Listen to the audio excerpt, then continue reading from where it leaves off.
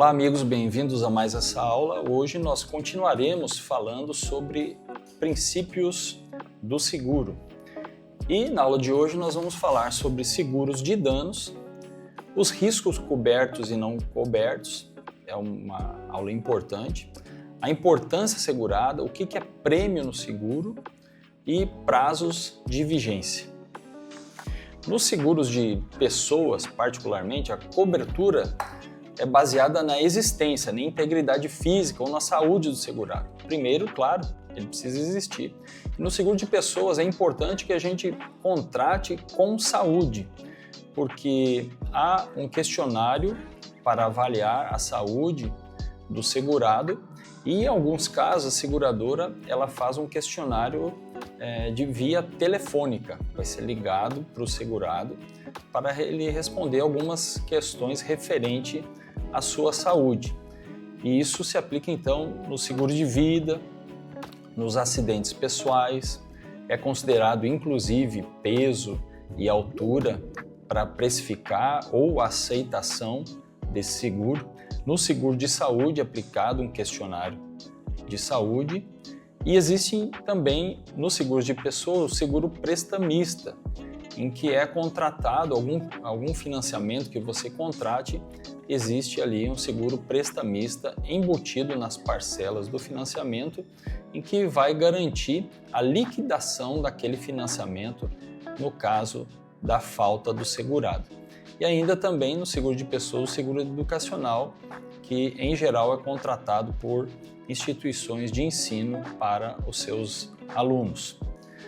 Nos seguros de danos, a finalidade é a reparação ou compensação daqueles prejuízos materiais. E aí nós temos o exemplo de automóveis, da residência, da empresa, do seguro de transporte e também seguro de responsabilidade civil, em que eu posso causar um dano a terceiro por conta da minha atividade profissional. Alguma falha profissional, então existe esse seguro de responsabilidade civil que podem ser contratados. E aí nós vamos falar agora de riscos cobertos. O que é coberto no seguro? Todo risco coberto, ele está descrito, ele está previsto nas apólices. Por exemplo, a morte no seguro de vida. E quando nós falamos de morte, não estou falando aqui, veja que eu não falei morte natural, morte acidental. Quando eu falo do evento morte, não importa o que ocasionou, qual é que foi a causa daquela morte. Se foi natural ou acidental, é o evento morte no seguro de vida. Risco coberto, o incêndio no residencial. No seguro residencial, a cobertura básica, muitas vezes você verá lá na apólice de seguro descrito como básico, não está nem descrito como incêndio, está descrito básica, cobertura básica. Aí você bota ali o valor do imóvel, R$600 mil. E no seguro empresarial, além da cobertura básica, existem coberturas acessórias, tanto no empresarial como no residencial. Nós podemos contratar vendaval, nós podemos contratar cobertura de roubo, nós chamamos de coberturas adicionais ou acessórias ao contrato de seguro.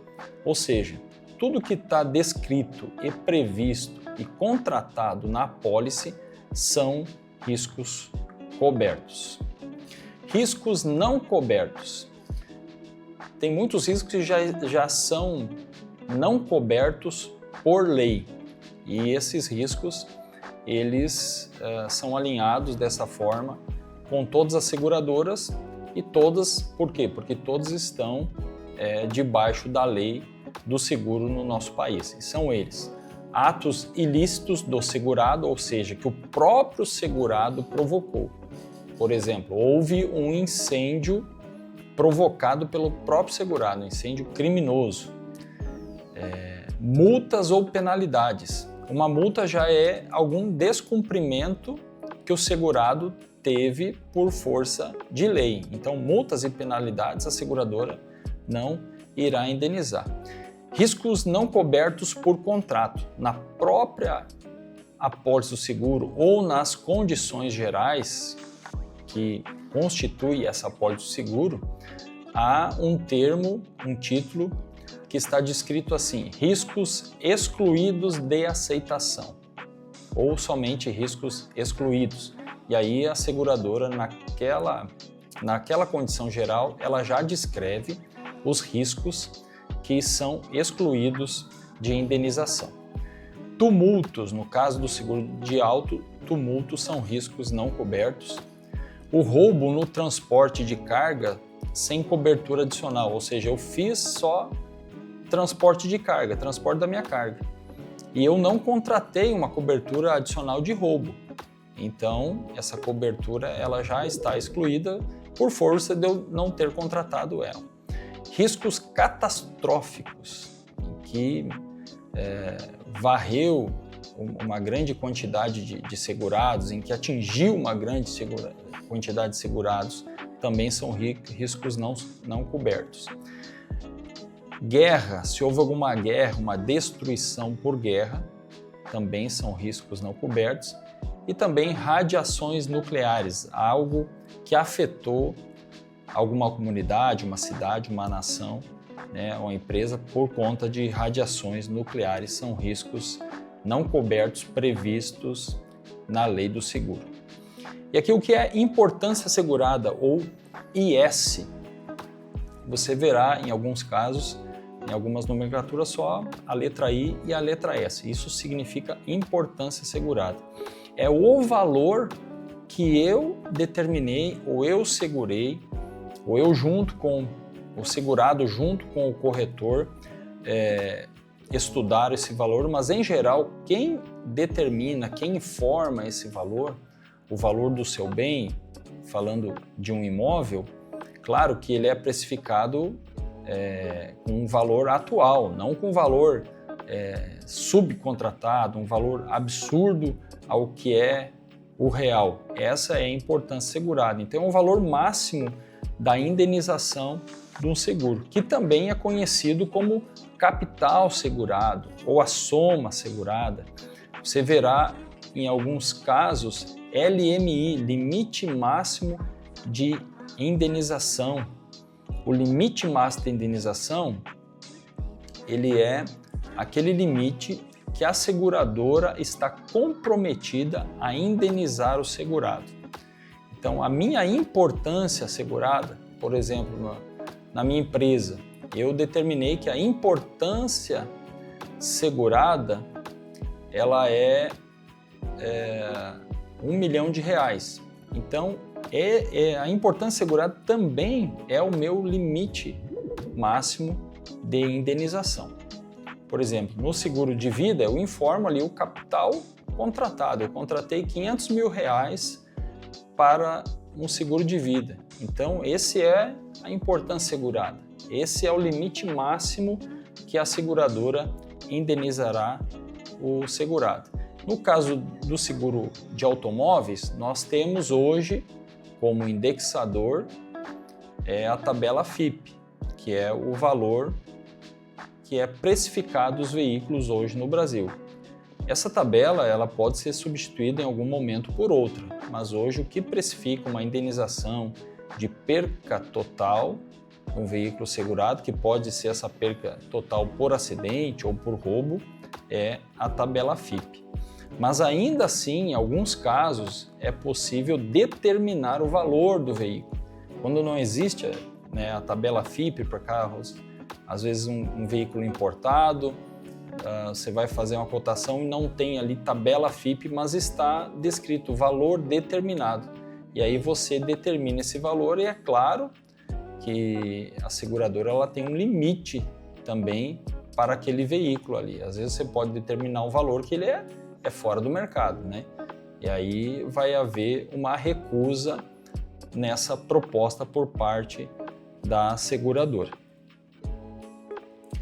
Nós vamos falar agora de prêmio do seguro, que já falamos um pouco na aula passada, né? Que ele é o valor pago pelo segurado para ter direito, então, à cobertura. E o prêmio, ele pode ser contributário, ou seja, pago pelo segurado. E existe o prêmio não contributário. Um exemplo de prêmio não contributário. Você contratou para sua empresa um seguro de vida global, em que estão cobertos ali todos os seus funcionários que estão devidamente registrados. Nesse caso, a empresa ela paga o seguro de vida para os funcionários e não desconta dos funcionários. Então esse é um prêmio não contributário. Pode haver casos dessa forma de prêmio contributário? Sim, a empresa, em comum acordo com seus funcionários, ela contrata o seguro de vida e a empresa paga parte desse prêmio e o funcionário então paga outra parte. E aí então o funcionário participa e nós chamamos então de prêmio contributário. E o prêmio pro rata? O prêmio pro rata ele é proporcional ao tempo de cobertura do seguro, porque eu posso fazer algum seguro que não seja de 1 ano, com vigência de 1 ano. Posso fazer por 4 meses, ou por 2 meses, ou 3 meses, e aí então é um prêmio pro rata proporcional então ao tempo de cobertura. Nós temos também o seguro com prazo de vigência que ele pode ser reduzido. Normalmente o seguro contratado é a vigência de 365 dias ou 1 ano, né?